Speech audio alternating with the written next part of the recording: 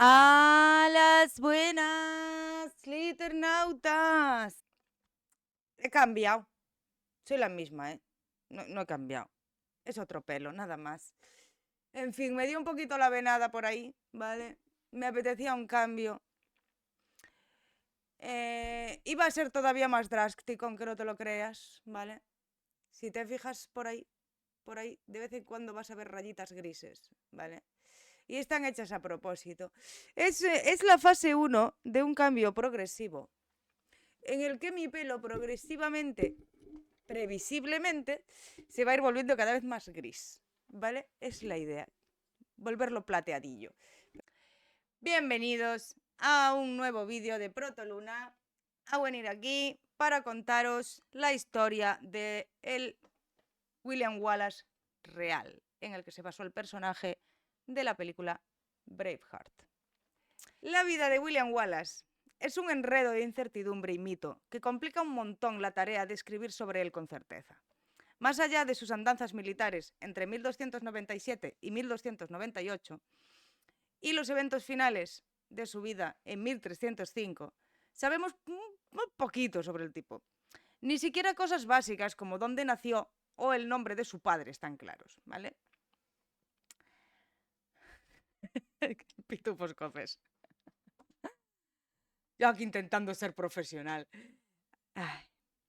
Para empeorar todavía más las cosas, después de su vida llegaron unos relatos biográficos que se escribieron muy probablemente con una intención más bien propagandística o por mero entretenimiento, complicando todavía más la posibilidad de tener una historia fidedigna.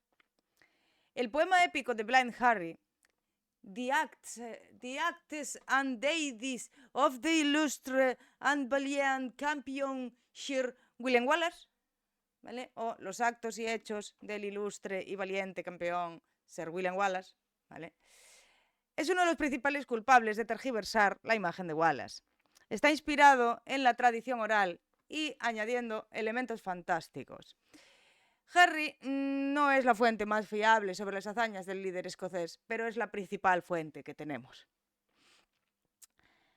Luego, el romanticismo escocés se puso en marcha, sobre todo gracias a la balada Scots Wha High, escoceses, ¿qué habéis?, de Robert Burns en 1793 y el monumento a Wallace erigido en 1869, lo que ayudó a convertir a Wallace en un héroe nacional. A pesar de todo esto, distinguir la realidad de la leyenda sigue siendo un reto y la búsqueda de una biografía verdaderamente fiable de Wallace sigue en marcha. ¿Quién era? Bueno, pues William Wallace, más conocido como William Wallace, ¿vale? Porque es básicamente el mismo nombre, pero con W. Fue todo un rebelde escocés con un carácter más fuerte que el whisky de Malta. Nacido el 3 de abril de 1270 y con más valentía que miedo, lideró a su gente contra los invasores ingleses capitaneados por el rey Eduardo I de Inglaterra. Este chaval, de ascendencia galesa, pero con el corazón en las Highlands, fue una pieza clave en la primera guerra de independencia de Escocia. Y aunque su vida fue corta, su legado perdura como la leyenda de un verdadero héroe escocés. A ver qué me ponéis por ahí. Soy cabra. Qué mala gente, de verdad. Hay que ser mala gente. Este que es el pitufo Wallace. Pitufo William Wallace.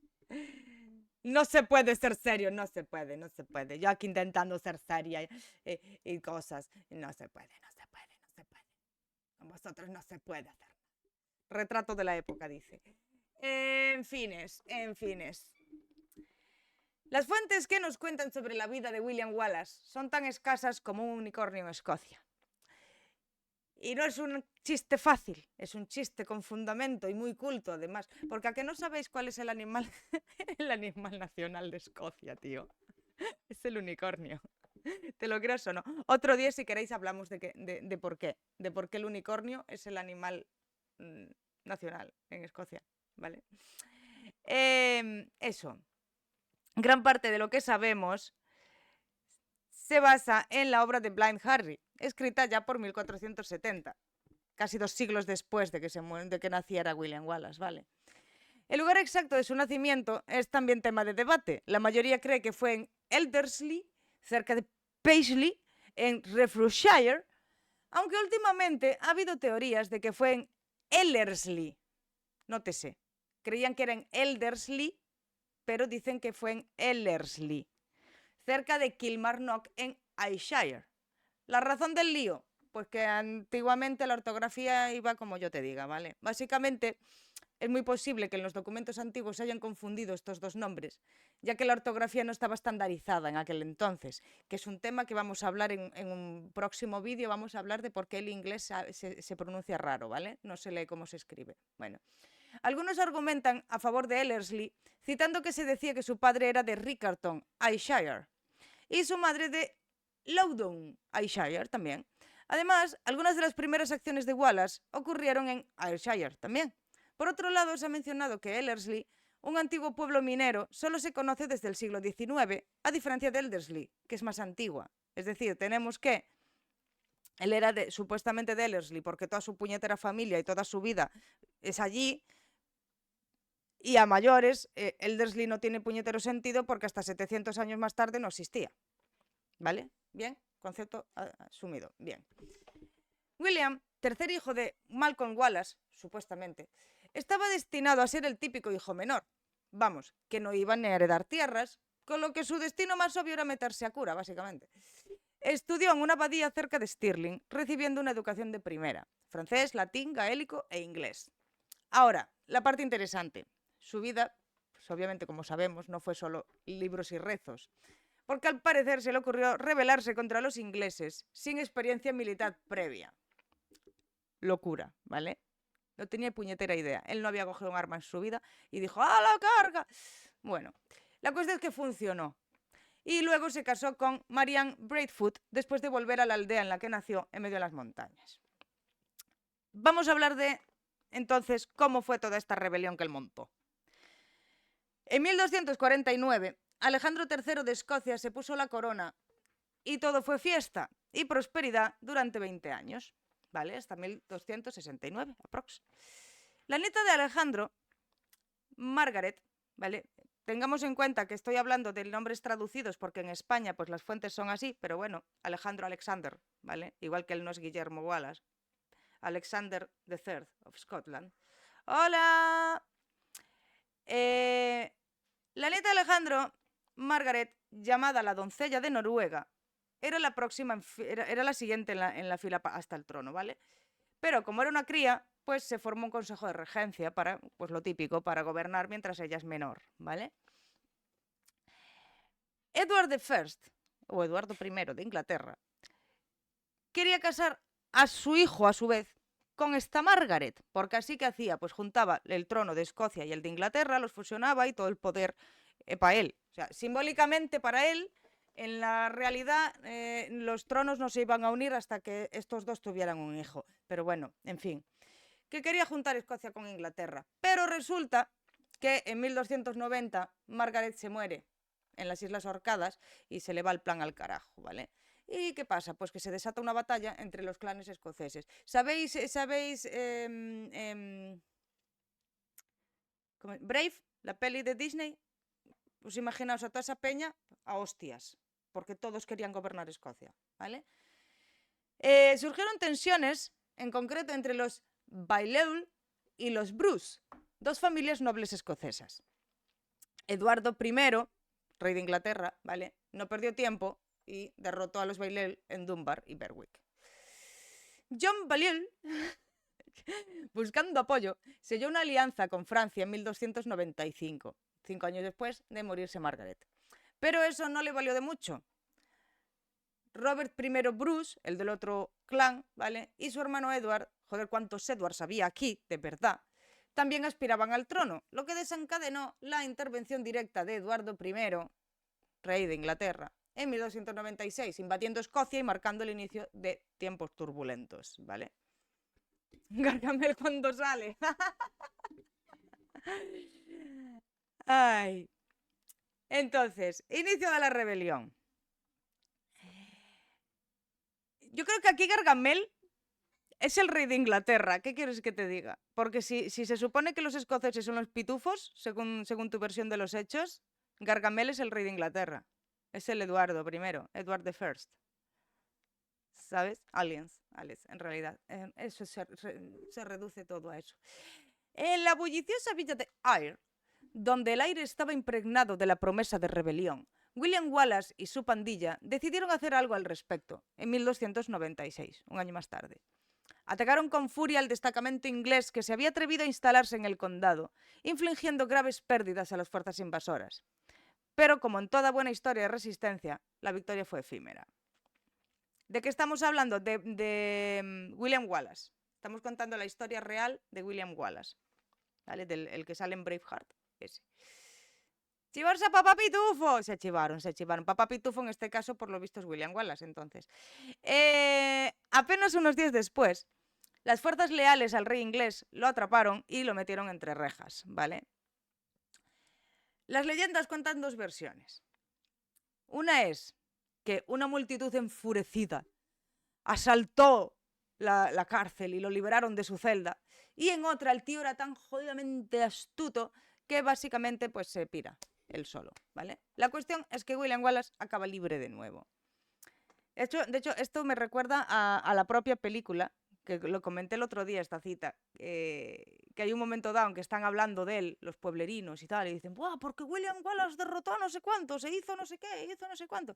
Y aparece él por detrás, que nadie lo reconoce, y dice, sí, sí, sí, y lanza rayos por la boca y fuego por el culo, o algo así, dice. Pues un poco eso, ¿vale? Sea como fuera, tras su escape, Wallace se dedicó a unir a los hombres del pueblo y enseñarles el arte de la guerra, preparándolos para luchar contra la opresión inglesa. Hay que ver la cantidad de gente a lo largo de la historia que se ha ido en contra de los ingleses. En fin, por lo que sea, batallas contra los ingleses. El 11 de septiembre de 1297 quedó grabado en la historia como el día en que Wallace hizo temblar a los ingleses en la batalla del puente de Stirling. Con apenas unos pocos hombres bajo su mando, ¿vale? Se enfrentó al ejército inglés liderado por el conde de Surrey. ¿Y cómo hizo? Pues fue la hostia, ¿vale? Ahora te lo cuento. Aunque los ingleses contaban con 300 caballeros de caballería pesada, ¿vale? Llevaban caballería pesada. 300 caballeros y 10.000 soldados de infantería ligera, la estrechez del puente por el que pasaban resultó ser su perdición. Y ahora me vais a decir vosotros, ¿cuál fue la técnica que usó? Como el día en el que casi capturas al Capitán Pitufo. Pues usó la técnica que hemos visto ya a día de hoy en el cine 40.000 veces, ¿vale? Mientras los ingleses intentaban cruzar, los escoceses esperaron pacientemente hasta que la mitad de ellos estuvieran en el otro lado para atacar. La carga, liderada por uno de los capitanes de Wallace, causó pánico entre los invasores. O sea, de verdad, imagínate, provocando que el puente colapsara y muchos ingleses murieran ahogados. O sea, más montado a toda la caballería pesada. Bueno, caballería pesada no, probablemente en ese caso, entrando en el puente y teniendo 20.000 soldados, dijimos, probablemente estaban los soldados, 10.000 soldados, los de infantería estarían en el puente, ¿vale? Y claro, vas con armadura, vas con tal, te hundes y te vas a mierda. O sea, así que tocas el agua, te has muerto, ¿vale? Y básicamente, pues es lo que les pasa. La victoria no solo les dio confianza, sino que también les otorgó a los escoceses un nuevo líder, ya que Wallace fue nombrado guardián de Escocia, que básicamente era el jefe de Estado en Escocia, ¿vale? En aquel momento. Lo nombraron presidente. William Wallace, presidente. Pues eso. En noviembre de ese mismo año, Wallace lanzó una audaz expedición para conquistar York, la joya del norte de Inglaterra, y un bastión crucial para los ingleses. Pero la gloria no duraría mucho. El 1 de abril de 1298, 2 años después de empezar, ¿vale? En la batalla de Falkirk, se enfrentaron nuevamente. Wallace desplegó una táctica ingeniosa con los Schiltroms, y esto, si habéis visto Braveheart, os va a sonar, ¿vale? Que eran grupos de soldados armados con largas lanzas para frenar la carga de la caballería. Y aunque lograron detenerla, los arqueros galeses de largo alcance diezmaron las filas escocesas. Os sonará la escena esta, os suena, ¿verdad? ¿Os suena la escena? Y cambiaron el curso de la batalla, una lección dolorosa en la cruenta lucha por la independencia. El destino de Wallace fue tan cruel como su valentía fue legendaria.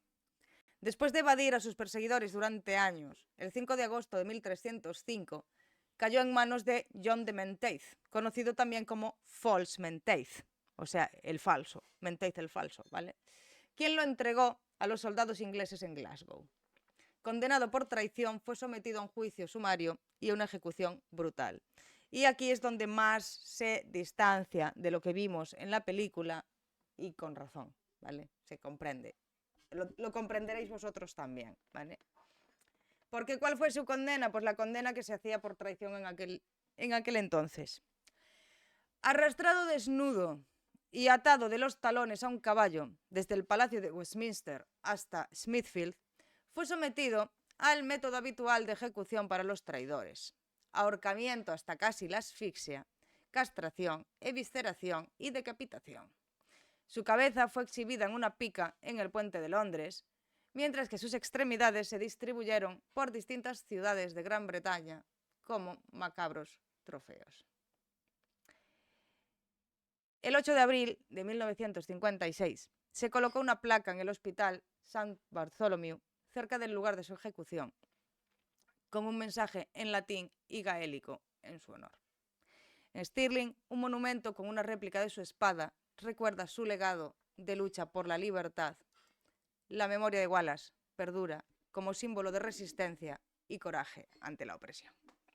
Y que nos vemos mañana. Mañana venimos antes, ¿vale? Acordaos. Tenéis en el canal puesto el calendario, ¿vale? Con los próximos directos.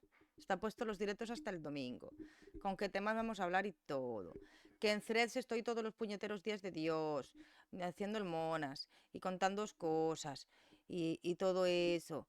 Y que muchas gracias por pasaros. Nada, que hasta mañana.